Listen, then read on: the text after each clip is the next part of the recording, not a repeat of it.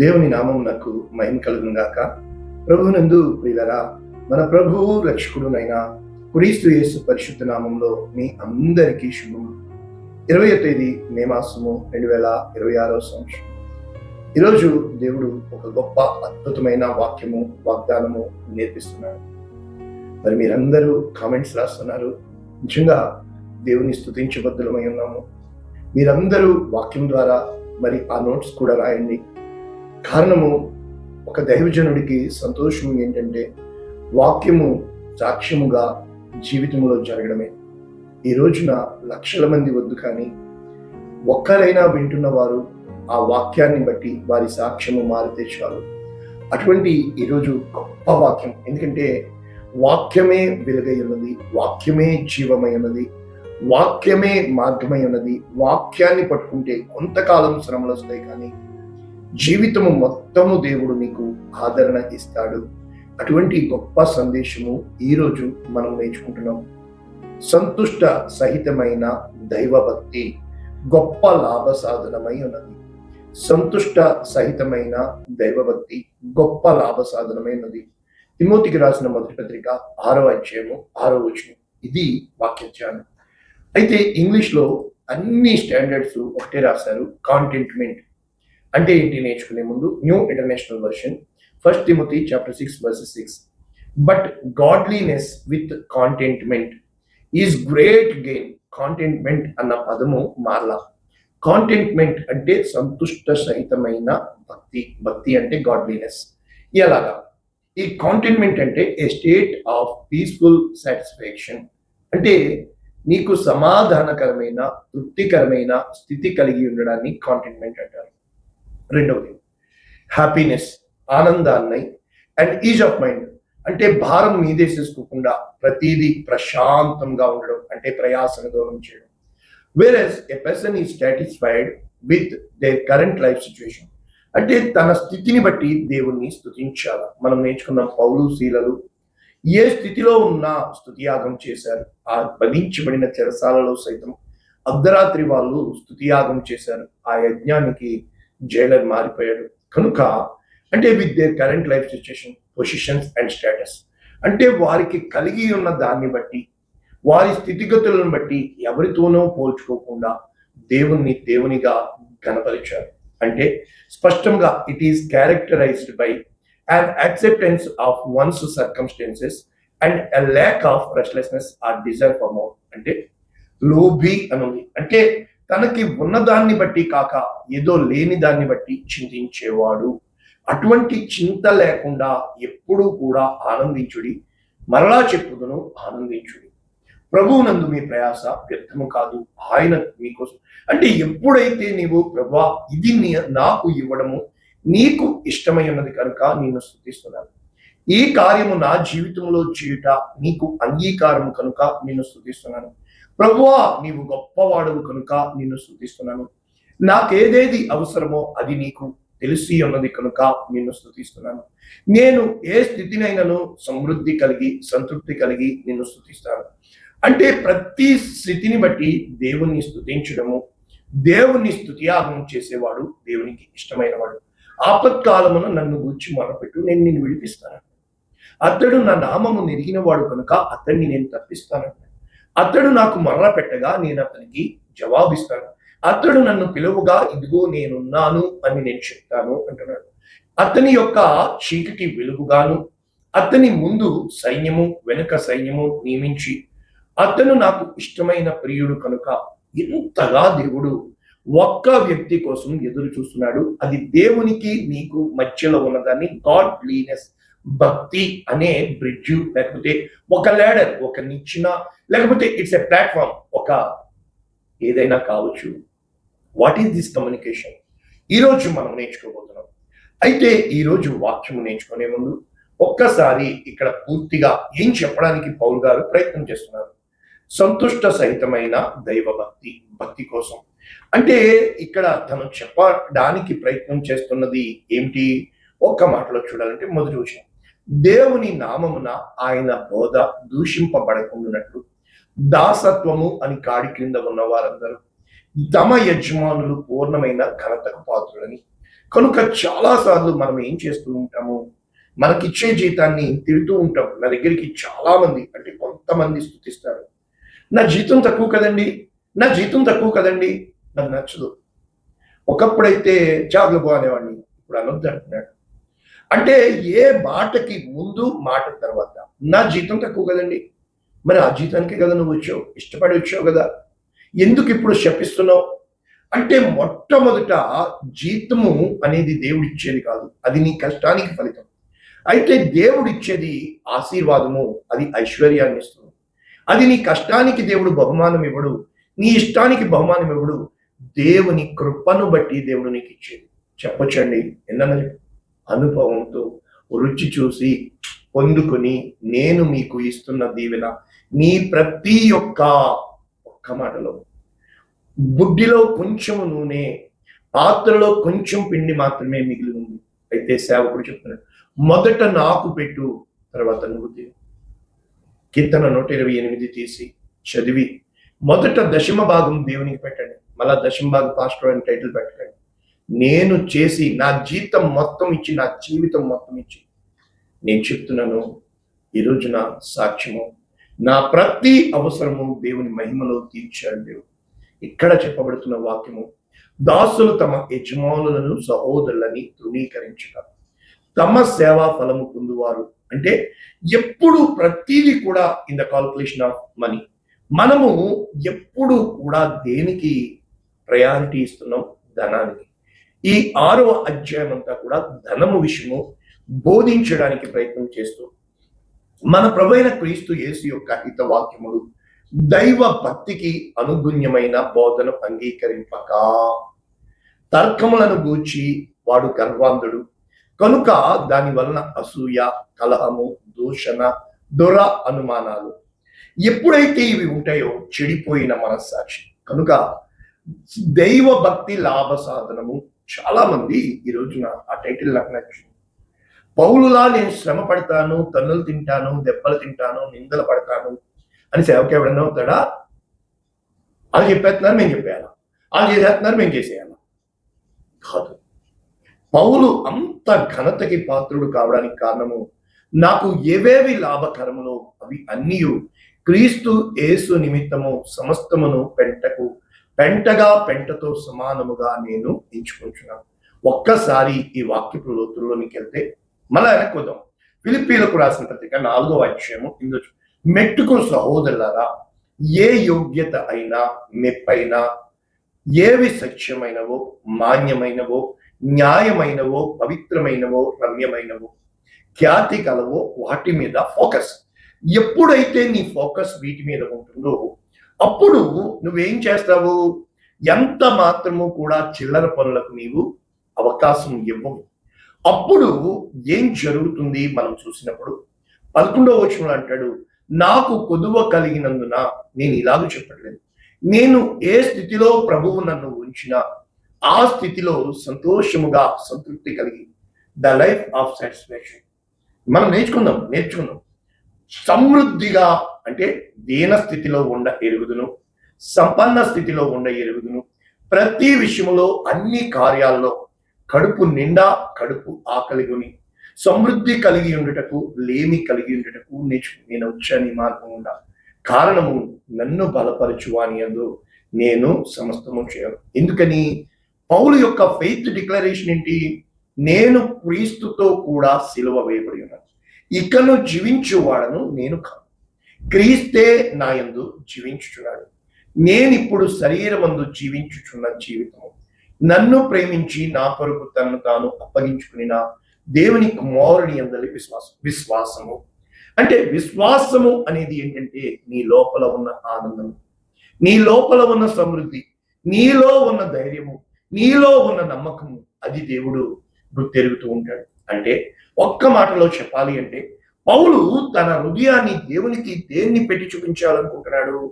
మనందరికీ తెలుసు కదా, రోమీయులకు రాసిన పత్రిక 8:35, క్రీస్తు ప్రేమ నుండి, అంటే నా హృదయములో నుండి క్రీస్తు ప్రేమ తొలగిపోకుండా ఎటువంటి లోభమునకు, ఎటువంటి శోధనకు నేను స్థానము ఇవ్వను. ఒకటి, ఎడబాపు వాడెవడు? శ్రమ, బాధ, హింస, కరువు, వస్త్రహీనత, ఉపద్రవము, ఖడ్గము మనలను ఎడబాపు. అంటే ఆయన నిమిత్తము ఎంత మాత్రము ఇవి హృదయంలోనికి రానివ్వకుండా, ఈ ప్రేమని ఎప్పుడైతే ఆ యొక్క నేను సమర్పణ చేసుకుని ఉన్నాను, నేను దేవుణ్ణి తప్ప మరి దేనిని ఎరుగను, అంటే కష్టాన్ని కానీ, మాటల్ని కానీ, ఇష్టాన్ని కానీ మరి దేన్ని నేను లక్ష్య పెట్టను అని చెబుతూ, మరణమైన, జీవమైన, దేవదూతులైనా, ప్రధానులైన, ఉన్నవి అయినా, రాబోని అధికారులైనా, ఎత్తైనా, లోతైనా మరి ఏదైనాను క్రీస్తునందలి ప్రేమ నుండి నన్ను ఎంత మాత్రమో దూరం చే. అంటే భక్తి equal to dedication. The dedication will come from dictation. అంటే నిన్ను నీవు డిక్టేటర్ గా, అంటే నియంత్రించుకున్న వాడిగా, నీ చుట్టూ గిరిగేసుకుని ఎలా నేను ఉండాలి అన్న తాత్పర్యము నీలో కలిగి, దేవుడు అంటే ఆకాశాలు పట్టచాలని గొప్ప దేవుణ్ణి నువ్వు స్తుతించాలి. అంటే ఇప్పుడు మనం నేర్చుకున్నాం. ఇక్కడ ఏ భావము పౌలు గారు చెప్పడానికి ప్రయత్నం చేస్తున్నారు? మళ్ళా చూస్తే దైవ భక్తి కోసము. అయితే ఇది దేనికి? ఈ లోకంలోనికి మనం ఏమీ తేలేదు, ఏమీ తీసుకొని పోలేము. అన్నము వస్త్రము కలిగిన వారమై మనము మొట్టమొదట తృప్తిగా ఉండడం నేర్చుకోవాలి. దేవుని దగ్గరికి నువ్వు వచ్చావంటే దేవుడు నాకు ఇస్తాడు అన్న నమ్మకము, ఇచ్చిన దాన్ని బట్టి కృతజ్ఞత కలిగి ఉండడము, లేని దాన్ని బట్టి ఏ రోజు చింతించకుండా ఉండడమే దేవుని దగ్గరికి రావడం. అంటే దేవుడి పేరు ఉన్నవాడు అనువాడు, నీ సమస్త స్థితిగతులు ఎరిగినవాడు, నిన్ను రహస్యమున చూచు నీ తండ్రి నీకు ప్రతిఫలం ఇచ్చును. కనుక మనం చదువుదాం ఇక్కడ మత్తయి సువార్త 6వ అధ్యాయము మనము 19వ వచనం చూద్దాం. భూమి మీద మీ కొరకు ధనమును కూర్చుకొనవద్దు, ఇక్కడ చిమ్మిట, తుప్పు, తినివేరు, దొంగలు కన్నము వేసి దొంగిలించుతారు. పరలోకమందు మీ కొరకు ధనము. అదేంటండి, మరి బ్యాంకులో అకౌంట్ ఉందా? అకౌంట్ ఖచ్చితంగా డబ్బుకి దేవుడు వ్యతిరేకము కాదు, ధనవంతులకి వ్యతిరేకుడు. ఎలాగా? నీ ధనము ఎక్కడ ఉండునో అక్కడ నీ హృదయం. అంటే దేవునికి నీ హృదయము కావాలి, కానీ ఈ హృదయానికి ఉన్న గొప్ప కీడు ఏంటంటే ధనము మీదకి పోతుంది. కనుక ధనము ఎప్పుడైతే నీవు వెతుకుతావో అది నీకు దొరకదు. ఇక్కడ చెప్పుతూ ఏమి తిందుమో, అంటే ఈ సంపాదనలో పడితే నీవు నన్ను పోగొట్టుకుంటావు. కనుక ఒకసారి మళ్ళా పౌలు దగ్గరికి వెళ్ళి వెనక్కి మళ్ళా వచ్చి నేర్చుకుంటే మనకి ఇక్కడ ఏం చెప్పడానికి ప్రయత్నం చేస్తున్నాడు? దేవుణ్ణి స్తుతించగలుగుటకు అని చెప్పుతూ 1 తిమోతి 6:9 ధనవంతులు అగుటకు ఆపేక్షించువారు శోధనలో ఉరి, అంటే ట్రాప్ లో, అవివేక యుక్తములు, శోధన అంటే టెంప్టేషన్, హానికరములైన దురాశ గర్భము ధరించి పాపము కనును, పాపం పరిపక్వమై మరణము. అవినీతికి అలవాటు పడ్డప్పుడు చాలాలు బాగానే ఉంటాయి, కానీ అది విష సర్పమై నిన్ను కాటు వేస్తుంది. నేను చాలా మందిని చూశాను. ఈ చీటీలు, ఈ పాటలు, ఈ వడ్డీలు నేను చూశాను. గొంతెత్తుకుని అరిచి చెప్పాలి అనిపిస్తుంది. మనుష్యులను నష్టములో, నాశనములో ఈ బెట్టింగ్స్ యాప్స్ వల్ల అనేక మంది, నేను ప్రార్థిస్తున్నాను, లక్షలు పోగొడుతున్నారు. ధన ఆపేక్ష లోభత్వము, గ్రీడీనెస్. ధన ఆపేక్ష సమస్తమైన కీడులకు మూలం. కొందరు దానిని ఆశించి విశ్వాసము నుండి తొలగిపోయి తమ్మును తాము పొడుచుకుని, దైవజనుడా నీవు వీటిని విసర్జించు. అంటే ఇక్కడ మనము ఒక వాక్య భాగం నేర్చుకున్నప్పుడు ఇంగ్లీష్ లో ఏ విధముగా ఉంది మనం చూసినప్పుడు, ఒక్క మాటలో చెప్పాలి అంటే లూకా సువార్త 12:15 ఈ విధముగా యేసు ప్రభు వారు చెప్పుతున్నట్లు మనం చూస్తున్నాం. ఎక్కడ ఏమని చెప్పబడుతుంది అని అంటే, ఏ విధమైన లోభమునకు, ఇక్కడ లోభమునకు ఎడమియ్యక జాగ్రత్త పడి, లోభమునకు అన్నాడు. ఒకని కలిమి విస్తరించుట జీవమునకు మూలము కాదు. అయితే ఇంగ్లీష్ లో ఏముంది? జీసస్ సెడ్ టు దెమ్, ఏమని? వాచ్ అవుట్, కనిపెట్టుకుని ఉండండి, జాగ్రత్త చూసుకోండి. Guard yourself against every form of greed. దురాశ, లోభత్వం కాదు, దురాశ. ఎప్పుడైతే నీకు దురాశ వలన ఏమవుతుందంటే, one's life does not consist in the abundance of his position, అతని కలిమి విస్తరించడం వలన కాదు. అరే, మనం ఎలా నేర్చుకోవచ్చు ఈ వాక్యాన్ని? ఇప్పుడు లూకా సువార్త 16వ అధ్యాయము 25వ వచనంలో ఒక వాక్య భాగం ఉంది, చాలా బాగా నచ్చింది నాకు. ఇక్కడ ఏమని చెప్పబడుతుంది? అబ్రహాము అతనితో, అంటే ఆ ధనవంతునితో కుమారుడా ఏమంటున్నాడు? నీవు నీ జీవిత కాలమందు నీకిష్టమైనట్టు సుఖము అనుభవించుతివి. నీకిష్టమైనట్లు పదే పదే దేవుడు నన్ను అడిగేది, నీకిష్టమైనట్లుగా బ్రతికావు కదా, ఈ క్షణం నుంచైనా నాకు ఇష్టమైనట్లుగా బ్రతకగలవా? అలాగుననే లాజరు కష్టము అనుభవించునని జ్ఞాపకం చేసుకోండి. ఏంటి ఈ కథ? మనందరికీ తెలుసు. ఇక్కడ ఇది డీల్ చేయాలి, నాకు అస్సలు నచ్చేది కాదు. కానీ ఇక్కడ ఏం చెప్పడానికి ప్రయత్నిస్తున్నాడు? ధనవంతుడు ఒకడు ఉండేది, బహుగా సుఖపడుచుండేది. అయితే లాజరు అను ఒక దరిద్రుడు, ఇతను కురుపులు సోర్స్ అన్నారు, కుక్కలు సైతము నాకే విధముగా. కానీ రొట్టె ముక్కలు అంటే ఇతను పడవేసిన వాటిని, అంటే రెండు గుంపులు, ఒకటి ధనవంతులు, రెండు దరిద్రులు. అంటే ఈ ఇద్దరిలో ఆయన ధనవంతుడై ఉండి మనలను ధనవంతులుగా చేయటకు దరిద్రుడు ఆయను అని వాక్యం ఉంటుంది. ఇక్కడ దరిద్రుడు చనిపోయాడు, ధనవంతుడు చనిపోయాడు. అయితే ధనవంతుడు పాతాళంలోకి వెళ్ళాడు, దరిద్రుడు దేవదూతల చేత అబ్రహాము రొమ్మున. అప్పుడు పాతాళంలో అక్కడి నుంచి అబ్రహాము రొమ్మున ఆనుకున్న లాజరును చూచి జస్ట్ ఒక్క చుక్క నీటి చుక్క వేయమట్టు ఉన్నాడు.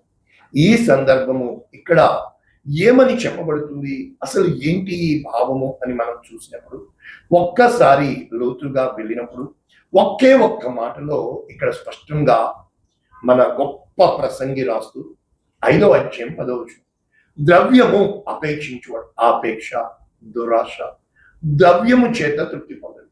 అంటే తృప్తి అనేది ద మెయిన్ ఎసెన్స్. ఎప్పుడైతే అది నీకు ఎంత మాత్రము ఇంకా కావాలి ఇంకా కావాలి ఇంకా కావాలి అంటూ ఉంటుంది. మనందరికీ తెలుసు కదా, ఎంత వచ్చినా సముద్రం ఇంకా తెమ్మంటుంది, భూమి ఎంత ఇంకినా ఇంకా తెమ్మంటుంది. కొన్నింటికి తృప్తి ఉండదు. తృప్తి కలిగి ఉండే జీవితాన్ని దేవుడు లక్ష్య పెడుతున్నాడు అని. ధన సమృద్ధిని అపేక్షించువాడు దాని చేత తృప్తి పొందడు, ఇది వ్యర్థం. ఆస్తి ఎక్కువైన ఎడల భక్షించువారు ఎక్కువ అవుతారు. కన్నులారా చూచుటికే తప్ప ఆస్తి పరుడి. అంటే ఎప్పుడైతే నీవు ఆస్తిని సమకూరుస్తున్నావో, కానీ దేవుడికి కావలసింది నీ హృదయం. నీ ఆలోచన అంతా ఆస్తి మీద, ఇక్కడ డబ్బు ఇంకెక్కడ ఎలా చేయాలి, ఏ డబ్బుకి డబ్బే పిల్లలు పెడుతుంది, అది పెద్ద చెప్పు. ఎప్పుడైతే ఆశీర్వాదానికి ఆశీర్వాదం జమ అవుతూ ఉంటుంది. కనుక ప్రసంగి చెప్తున్నాడు, ఇది నేర్చుకుని ముగిస్తే కష్టజీవులు బుద్ధిగా తినను, ఎక్కువగా తినను సుఖముగా నిద్రపోతారు. అయితే ఐశ్వర్యవంతులకి ధనము సమృద్ధి చేత నిద్రపడదు. కనుక ఆస్తి గలవాడు దాన్ని దాచిపెట్టుకుని నాశనము తెచ్చుకున్నాడు. ఎలాగా? నా ప్రాణమా తినుము తాగుము సూచించుము. అతనికి విస్తారముగా పంట పడితే ఇంకా కొట్లు స్టోర్ రూమ్స్ కడతానంటే, వెర్రివాడ, ఈరోజు నీ ప్రాణం నేను తీసుకుంటున్నాను, ఈ కూడబెట్టినవి ఎవడి వసుమగును. కనుక ఆ ఆస్తి దురదృష్టం వలన నశించిపోవును, అతని చేతికి ఏమీ మిగలకపోవును. తల్లి గర్భము నుండి ఏ విధముగా వచ్చినో ఇక్కడ కూడా అక్కడ పౌలు చెప్పింది. అంటే అతడు మరలా దిగంబరిగానే ప్రయాసపడి చేసుకున్న దానిలో ఏదైనాను చేత పట్టుకోకూడదు. వచ్చిన ప్రకారంగానే మళ్ళపో గాలికి ప్రయాసపడినట్లు. కనుక ఇది వ్యాకులము, రోగము, చీటిలో భోజనము, అసహ్యము. కానీ చూడముచ్చటైనది ఏంటంటే, దేవుడు నియమించిన కాలములో ఆయుష్కాల దినముల నీవు అన్నపానములు పుచ్చుకొంచు కష్టాజితమంతటి వలన క్షేమముగా బ్రతుకుచుందుటయే. ఇది గొప్ప భాగ్యము. అంటే దేవుడు ధనము ధాన్యము సమృద్ధి ఇచ్చి అనుభవించుటకు భాగము ఇవ్వడు. అన్నపానములు పుచ్చుకున్నటకు కష్టార్జితమంతా సంతోషించుటకు వీలు కలుగ చేసేది దేవుడు.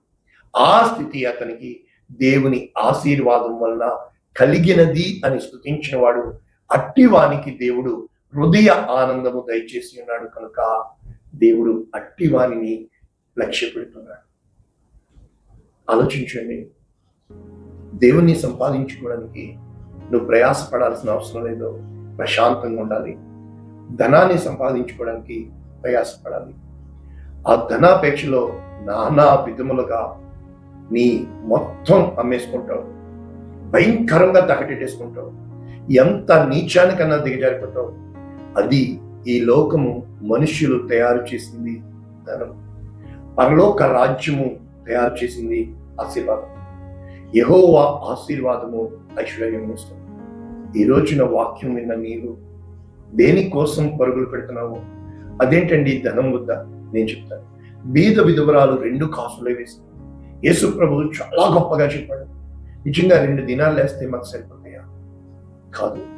చాలాసార్లు నాతో దేవుడు చెప్పాడు, నీకు ఏది అవసరమో అక్కడ ఉంది, లెక్క పెట్టకు, నన్ను స్తుతించు, నీ ప్రతి అవసరము నేను ఎరిగి ఉన్నాను, నేను ఇస్తాను. నేను ఒక చేతితో కృప, ఇంకో చేతిలో కృతజ్ఞత. ఏ రోజునైతే నువ్వు కృతజ్ఞత కలిగి దేవుణ్ణి స్తుతిస్తావో, దేవుణ్ణి గణపరుస్తావో, దేవుణ్ణి మహింపరుస్తావో, దేవుడు నిన్ను బట్టి సంతోషిస్తాడు. ఎటువంటి శ్రమ శోధన వచ్చినా ఆయన ఇతడు నా నామం ఎరిగిన వాడు కనుక అప్పుడు నిన్ను బట్టి దేవుడు పరలోక రాజ్యపు వాకిళ్ళు తెరిచి పట్టజాలనంత విస్తారమైన దీవెనలు కుమ్మరిస్తాడు. నేనున్నాను, నా సాక్ష్యం ఉంది. దేవుడు దీవించుగాక. పరిశుద్ధుడా, ప్రేమ కలిగిన విత్తబడిన ఈ వాక్యము అనేక మందికి ఆశీర్వాదంగా, లక్షల మందికి రక్షణకు కారణంగా చేయమని క్రీస్తు యేసు శ్రేష్టమైన నామంలో నీ కృపని ఉంచుకొని దీవిస్తున్నాము. ఆమేన్. God bless you all.